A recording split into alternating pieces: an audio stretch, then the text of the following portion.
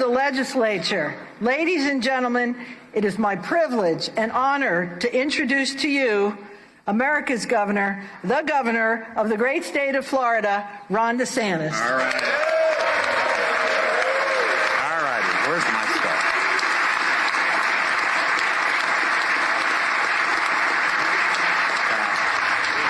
Thank you. Thank you so much. Great to see you all.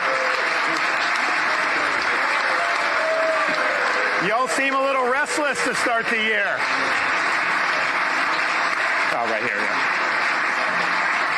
Well, thank you so much, Mr. Speaker, Madam President, members of the legislature, and our fellow citizens. 2024 is going to be a banner year for the free state of Florida. Now, this is somewhat of a unique start to the legislative session because every government building except this one is closed in Tallahassee because of the weather, and we've had a lot of weather move through northwest Florida. We've issued an executive order to declare a state of emergency, and we just do what we do in Florida. We respond when these things happen. So those folks who have been impacted, just know the state of Florida stands with you, and we'll handle whatever fallout is from these dangerous tornadoes. We are, as a country, in the midst of a great upheaval, and we see this throughout the land. Under the current administration in Washington, homelessness is at record levels. 62% of Americans are living paycheck to paycheck, and the federal budget deficit is expected to hit $2 trillion this year. Of course, more than 8 million illegal aliens have entered the United States across the southern border in the past 3 years alone. And deaths due to fentanyl that have come across that border have reached record levels. Cities throughout the land have decayed. Washington, D.C. has experienced its deadliest year in more than 2 decades, and San Francisco has fallen into a doom loop whereby crime, homelessness, and drug abuse have eviscerated the quality of life in the city. Other states have enacted policies that have sparked an exodus of their residents out of their states. In Illinois, residents are saddled with high taxes, while spendthrift politicians continue to spend and borrow at some of the highest rates in the nation, with massive unfunded liabilities that will require even higher taxes in the future. Of course, soft on crime policies have devastated public safety in major cities like Chicago. California's per capita spending is triple that of Florida, and yet they face a $68 billion budget deficit. Their violent crimes up, robberies are up, and a recent Stanford University study shows that businesses are leaving in droves. Florida now has millions of more residents than New York State, yet New York's budget is twice the size of ours here in Florida. They have a $4.3 billion deficit. We now have more manufacturing jobs than New York and have added twice as many jobs as New York in the past year, and our unemployment rate is close to 50% lower than that of New York. So it's not surprising, given this, that we've witnessed and continue to witness a great migration of Americans away from cities and states pursuing these failed policies, with Florida serving as a refuge of freedom and sanity.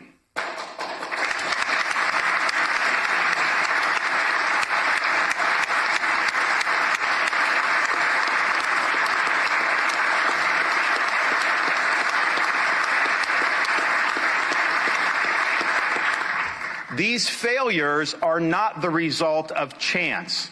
They are the result of choices made by elected officials to put ideology over sound policy. In this time for choosing, the state of Florida has chosen well. We have chosen facts over fear. We have chosen education over indoctrination. We have chosen law and order over rioting and disorder. We have chosen fiscal responsibility over debt and profligacy. Our choices have produced results that are second to none in this country.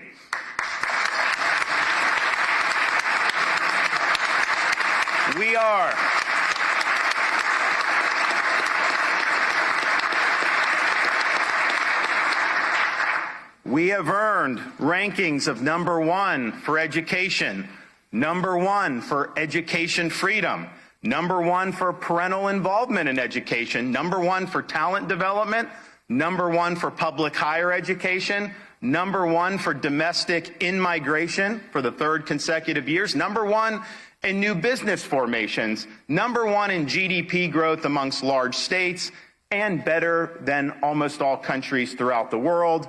We are #1 for entrepreneurship, and we have set the standard for limited government. Florida has the fewest state employees per capita and the lowest state government costs per capita in the entire United States. Our crime rate is at a 50-year low, and we have the lowest unemployment rate of all large states.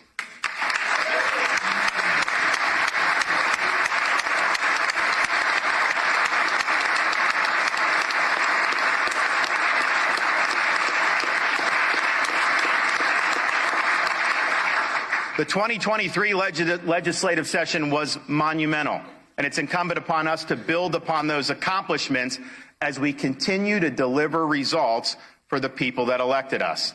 My message is simple. Stay the course. The state of our state is strong. Let's keep doing what works. Let's continue to make Florida the envy of the nation.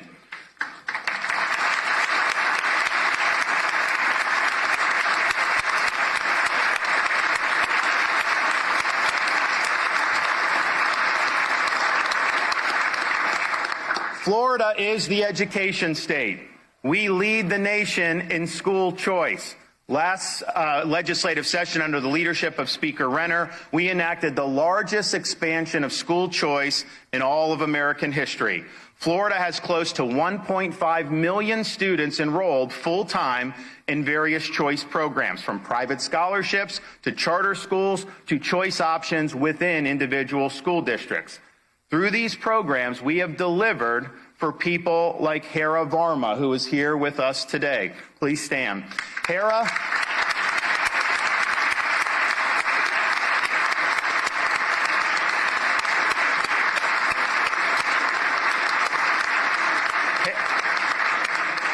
has 11 brothers and sisters, making education somewhat difficult to afford for their parents, but because of our school choice scholarships, she and her siblings have been able to attend high-quality schools. Today, she's a college graduate. Her 3 older brothers are college graduates. 2 of her younger sisters are in college, and the rest are on track to follow in her footsteps. As she likes to say in her own words, quote, "When people say that school choice doesn't work, I simply show them my family." Thank you. Great job.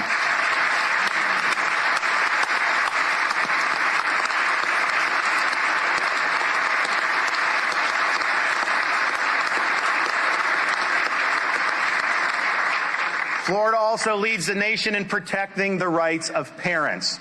School systems are important, but they exist to serve the students, parents, and the community, not to supersede the rights of parents to direct the education and upbringing of their own children.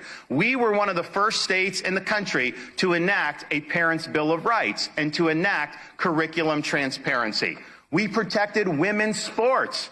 As the father of 2 daughters, I think it's important that our girls and women athletes have the opportunity to compete with fairness and with integrity.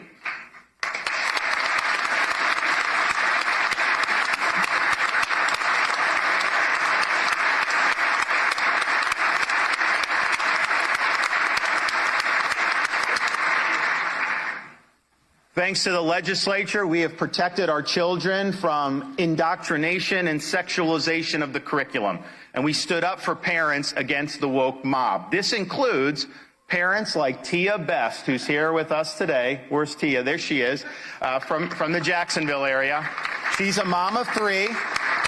She's fought for her children to be educated without having an agenda imposed on them. And Tia is proof that what parents in this state want is exactly what we've done. We must always protect the innocence of our children. Let kids be kids. Thank you.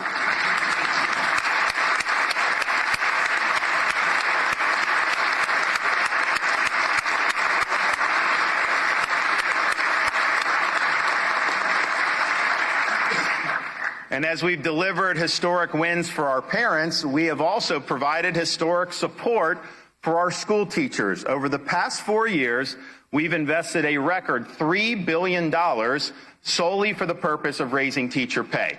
My budget proposal for this year includes another $1.25 billion for even more pay increases. And these initiatives are important because they help us recruit and retain great teachers, including who's with us here today, our Teacher of the Year, Adriana Swearigan.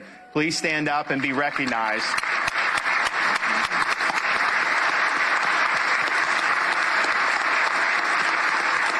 Job well done. Congratulations. And it is thanks to teachers like Adriana that our fourth graders are first in the nation on their NAEP scores. Now, on October 7th, Israel suffered one of the worst terrorist attacks in modern history. We knew the effects would reverberate here in the state of Florida. Many Floridians were stranded in Israel after the war broke out and were not receiving adequate assistance from the U.S. Embassy or the State Department. So the state of Florida stepped up. We organized evacuation flights, and we rescued more than 700 Americans and brought them back home to the state of Florida. That includes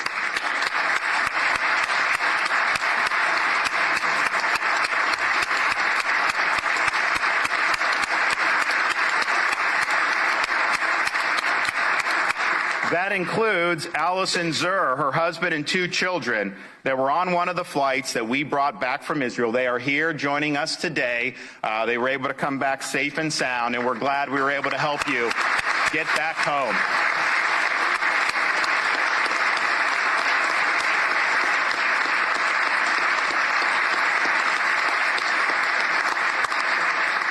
But we didn't stop there. Thanks to the help of the legislature, we were able to sign legislation after a special session where we passed expanded sanctions on the country responsible ultimately for these heinous attacks, the Islamic Republic of Iran. They were behind the attacks, they funded the attacks, and the state of Florida has recognized we are going to do everything we can to stop having money flow into the coffers of that regime. Now, as threats of violence continued here at home, we stood up to protect our Jewish day schools, our synagogues, and Jewish students on university campuses. But we realized that many universities outside of Florida have simply failed. This week, Jewish students across the country are returning to campuses that have outright condoned anti-Semitism. Over the coming months, they'll have a tough decision to make. Do they pack up and leave, or do they stay and continue to endure a hostile environment? And if they do decide to come to Florida, I can tell you this, we will welcome them with open arms. This includes waiving minimum credit hour requirements for transfers, waiving application deadlines for transfers, and encouraging universities and colleges to use their existing statutory authority to provide in-state tuition for students with a financial hardship.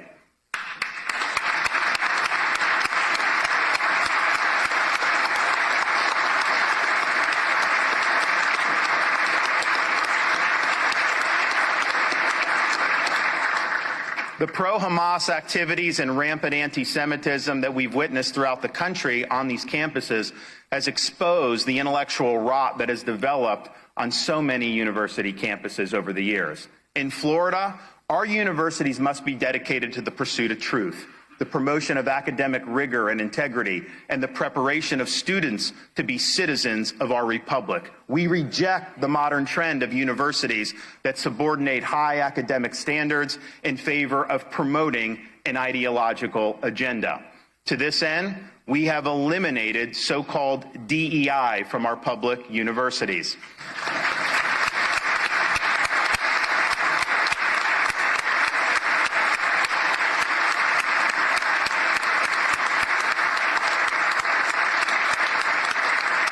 DEI is a highly ideological agenda. In practice, it stands for discrimination, exclusion, and indoctrination, and that has no place in our public institutions and universities.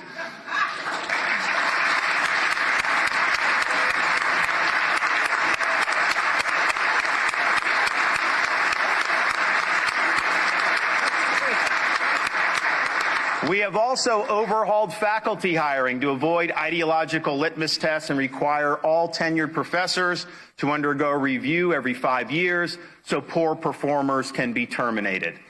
JT Lianos is here. He's a freshman baseball player at New College in Sarasota. Take a stand. Which is well on its way.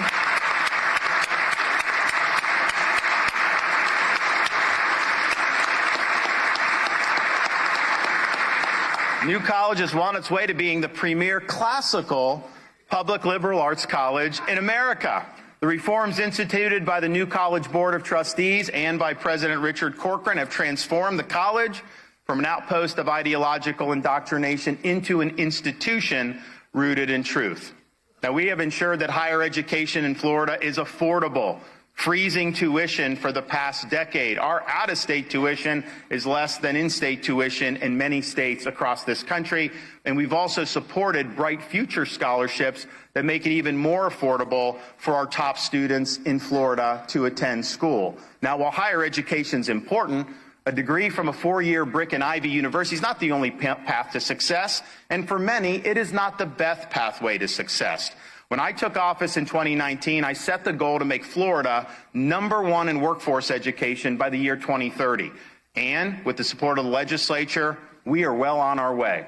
Since 2019, Florida students have earned more than 365,000 rapid credentials. And just last year, more than 235,000 students earned an industry certificate before they graduated high school.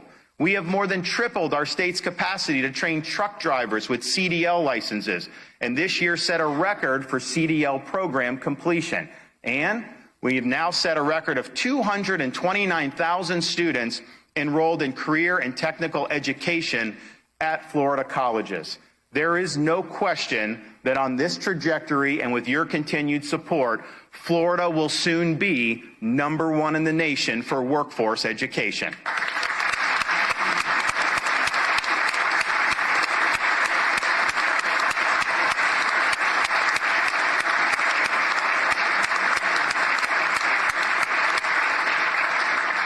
Florida is the state for fiscal responsibility and for economic freedom. The recklessness of spending, borrowing, and printing of money over the past 4 years by the federal government has driven up the cost of everything from groceries to housing and has saddled Americans with high interest rates. The national debt now stands at an astounding $34 trillion.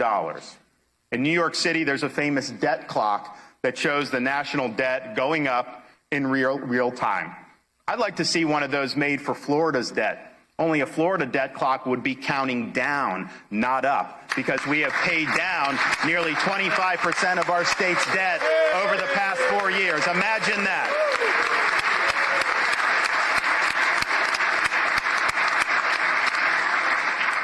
Indeed, if you took the share of the national debt and apportioned that to every individual American, it would be $100,000 a pop that each American would owe. Florida, the average individual Floridian share of our state debt, isn't $100,000. It's $661, the lowest per capita debt in all of these United States. That is the way you do this.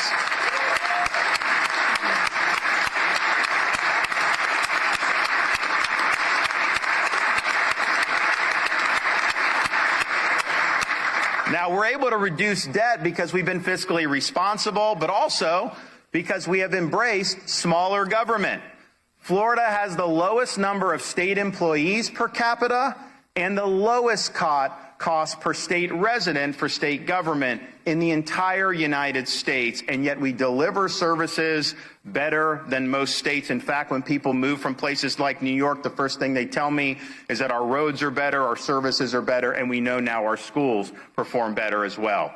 This year, my budget proposal reduces the budget by $4 billion from the previous year, placing $16.3 billion in reserves and paying down another $455 million in state debt ahead of schedule. We have run budget surpluses and paid down debt while also enacting record-setting tax reductions. And even with these tax savings given to our residents, we have still brought in $1.3 billion in revenue over the projections just since the start of the fiscal year on July 1st. Last year, I asked the legislature to reduce taxes on families as a way to mitigate the effects of the federal government-induced inflation, and you delivered. We have made it tax-free to raise a child in Florida by permanently removing sales taxes on all baby items, cribs, strollers, diapers, wipes, children's clothing, shoes, among other items. We say we're family friendly. We didn't just talk the talk, we walk the walk, and families are benefiting as a result of what you did in last legislative session.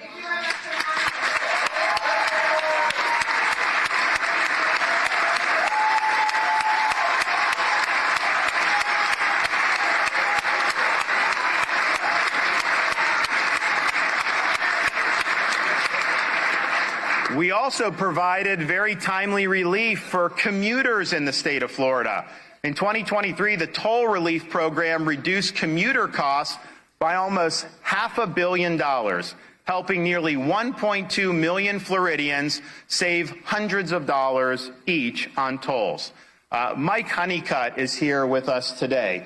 He's the founder and owner of Jet ICU, an air ambulance company that recently located to Tampa from Hernando County, and he's up there. Now, their business moved. Mike and his employees are still commuting to Tampa while in the process of relocation, and he's taken on the burden of paying not only his tolls, but also the tolls of his staff as well. And through our toll relief program, his staff and he were able to save almost $4,000 in toll savings. So congratulations on that, and keep doing a great job.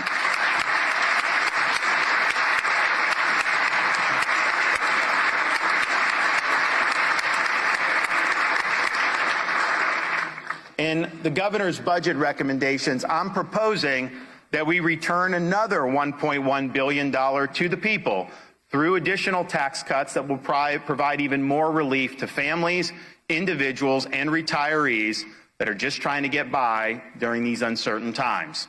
Let's reduce the cost of homeowners insurance through tax relief. Let's continue our record-setting sales tax holidays, and let's provide permanent tax relief for Florida's small business. In D.C., they're failing to get inflation under control. While we cannot control federal monetary or fiscal policy here in the state of Florida, we can take what is already one of the lowest per capita tax burdens in the entire country and make taxes even lower. Now, our low tax burden, AAA credit rating, and great business environment has attracted families, businesses, and retirees alike. But so too has the fact that in Florida, we are proudly the law and order state. Our policies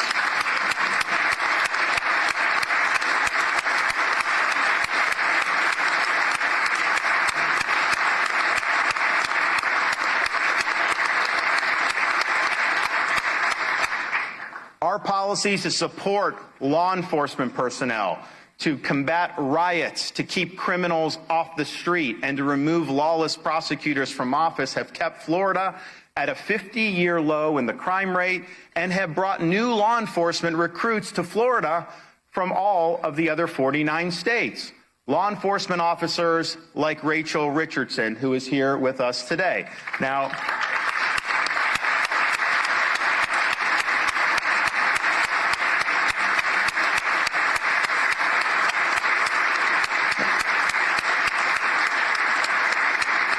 Officer Richardson left her home and her job in Illinois to come to Florida for a new career with the Venice Police Department. She wanted to work for a state that valued the difficult work that police officers do every day to protect and serve. Officer Richardson, we welcome you to the great state of Florida. Thank you for your service.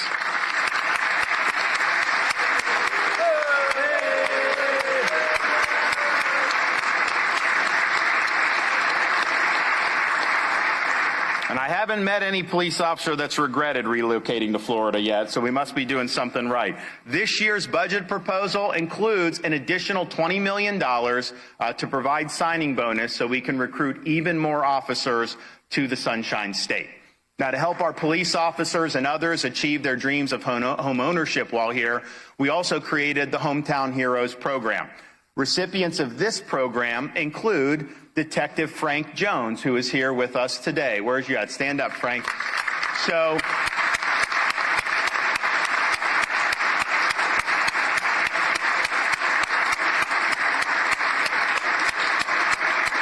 in 2020, when you saw a lot of places try to defund the police, Detective Jones moved from Chicago to Collier County to work in a state where he knew his efforts would be respected and supported. Thanks to our Hometown Heroes program, Detective Jones was able to achieve his dream of home ownership. And thanks to the leadership of President Pasadomo through the Live Local Act and record housing funding, countless police officers, as well as other staples of the community like teachers and nurses, will now be able to live in the communities in which they serve. Good job, Senator Pasadomo.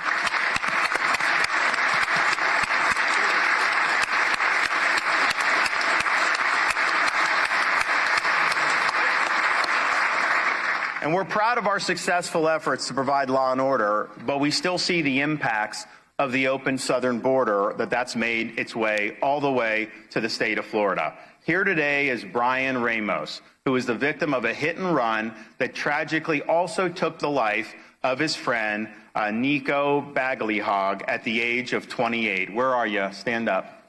Okay. The driver...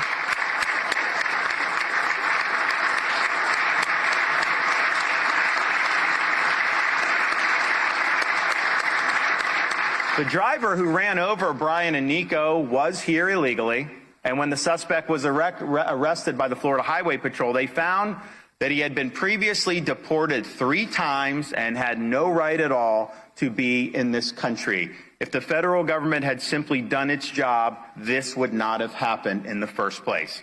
Also here today is Paula Frederick, the mother of Amy Frederick, who was killed by fentanyl at just 25 years old.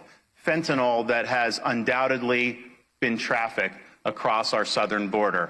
We're sorry for your loss, and unfortunately, this is a loss that's all too common throughout these United States of America. Every community has become a border community. The fentanyl is laced in pills that people don't even realize would be in that, and they take one pill with the fentanyl lace, and that could be enough to poison somebody to death. We're on your side, and we're doing everything we can to combat this scourge of the fentanyl epidemic. So God bless you. Thank you.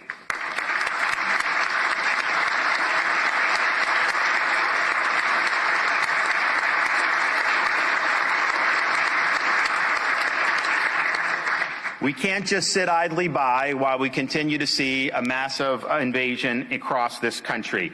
Federal government's not doing anything to stop this. We in Florida are picking up the slack. We've now sent over 100 Florida state troopers and dozens of fish and wildlife officers to help Texas with border operations. Through your support, we have banned sanctuary cities, and we've also instituted policies to deter illegal immigration into our state in the first place. The Biden border crisis has made every state a border state, and thanks to your efforts, Florida is fighting back on behalf of our people.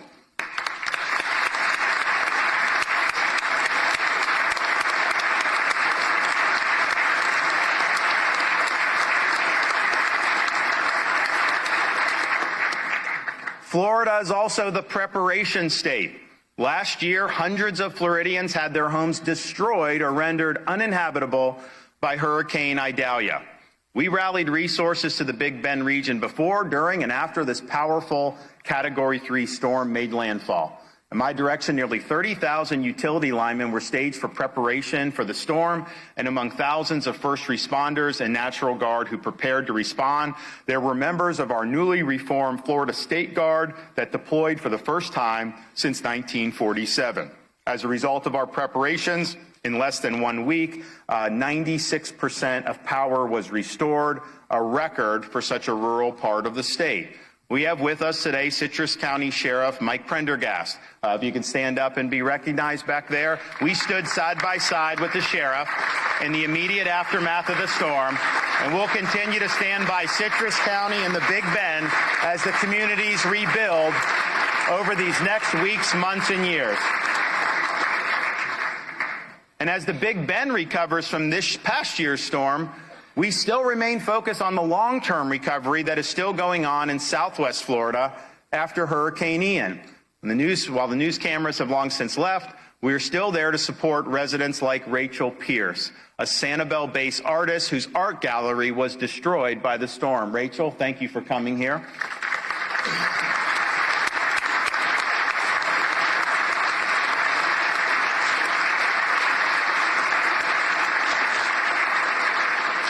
After receiving a grant from the Florida Disaster Fund just a few months ago, Rachel was able to reopen her art gallery in November. Congratulations, Rachel.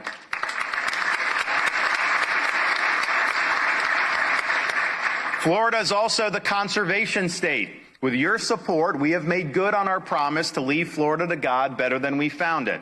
As the fishing capital of the world and home to more than 1,300 miles of world-renowned coastline, Florida's economic success is tied to a healthy environment.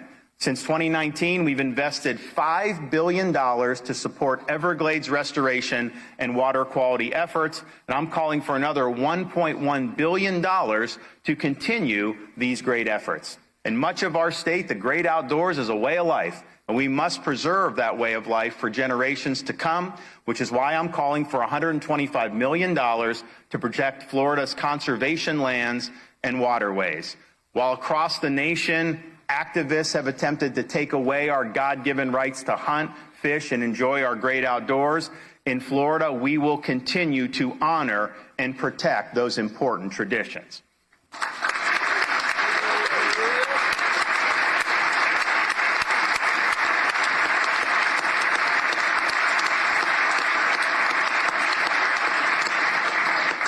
Now, before I close, it's worth pointing out some more accomplishments that we've been able to deliver, and I got to run through these pretty quickly, otherwise we'll be here all day.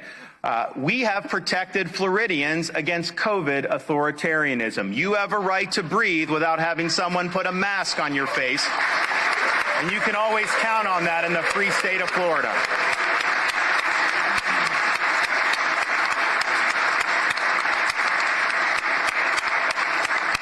We have expanded Second Amendment rights with the constitutional carry bill from last session.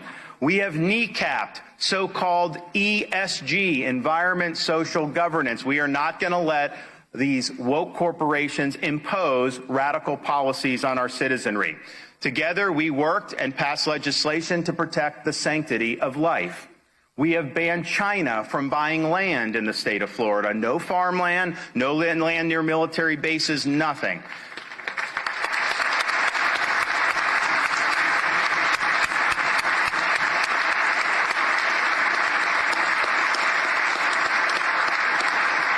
We have provided hundreds of millions of dollars in relief for Florida homeowners and instituted long-needed reforms that have, against all odds, attracted new insurance companies into the state of Florida.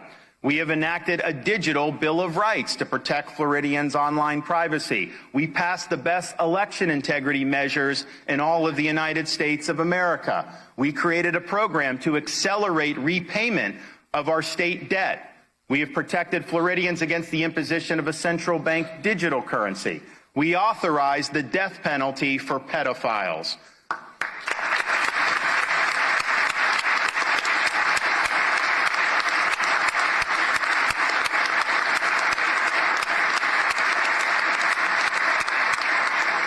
We have brought accountability and transparency to pharmacy middlemen to lower drug costs for Florida consumers. We won the fight, finally, after years and years, with the federal government to be able to purchase less expensive drugs from Canada, and we will save $100 million+ a year by doing that.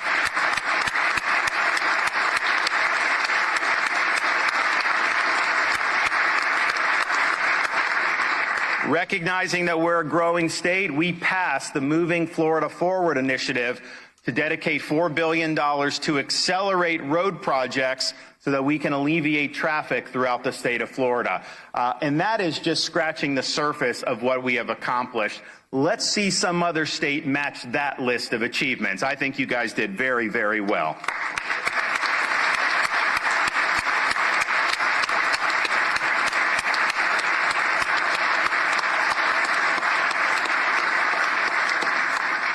Now, just outside of this Capitol building, there sits a replica of the Liberty Bell that rang in what is now known as Independence Hall, where our founding fathers signed the Declaration of Independence and later crafted the U.S. Constitution. On that bell is inscribed a verse from Leviticus: "Proclaim liberty throughout all the land unto all the inhabitants thereof." The replica sits here in Tallahassee. 1,000 miles away from Philadelphia, reminding us of our task to proclaim liberty. Here in the Sunshine State, we've delivered good government that protects liberty and maintains public order. We have won the backing of a populace reflective of the country at large. And we have put forth a blueprint for America's revival that has instilled hope into the hearts of millions that a new birth of freedom can emanate from this land once more. We are the heirs to the spirit of 1776, represented by that Liberty Bell. Over the next 2 months, let's enact policies that focus on Florida's future and that keep faith with our nation's founding ideals. Together, we will keep Florida free and provide hope for a revival of the American spirit throughout these United States. Thank you, God bless you, and best of luck in this legislative session. Thank you so much.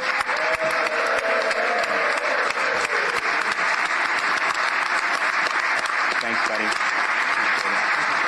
Appreciate it. All righty. Thank you. Thank you. Thanks so much.